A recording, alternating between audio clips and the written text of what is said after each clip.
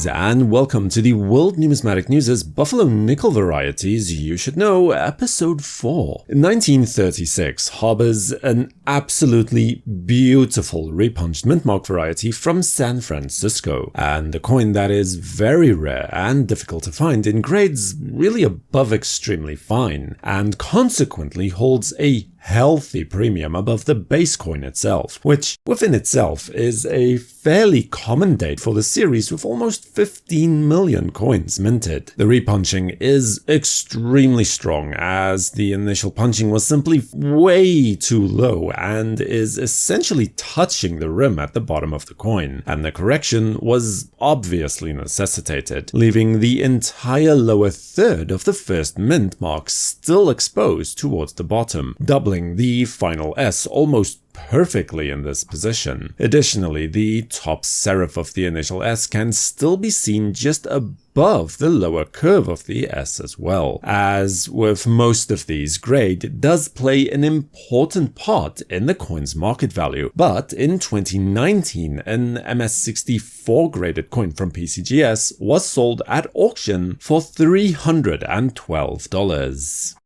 The 1930 Buffalo nickel is a veritable gold mine for variety collectors and cherry pickers alike. Both the San Francisco and Philly mint issues have a plethora of varieties just waiting to be discovered. One of these is one of the several known double-die obverse variety coins for the 1930 issue, primarily identified by the strong doubling that can be seen towards the southeast of the eyelid. Where this is differentiated from the other similar varieties for the state is the more extreme spread that is expressed by this doubling, where the whole eyelid is doubled, looking almost like a capital letter L that fell on its side or back, if that makes any sense. Although, to be completely fair, don't rely on this fact solely for identification, as the particular feature does tend to fade as the coin's die state advances. By way of example, you can clearly see here this effect in 3 different coins, all of which in comparably high numerical grades, but moving from an earlier to a much later die state from left to right. You can also see the die state expressed by the pitting and the stress lines, as well as the slow deterioration of the letters in Liberty as well. Additional doubling is also found on the right side of the long vertical feather at the back, expressed towards the same extreme degree as the eyelid, although this feature does tend to stay largely consistent and is not so drastically affected by the die state. In 2018, a coin like this, graded by PCGS as MS66+, was sold at auction for $1,920.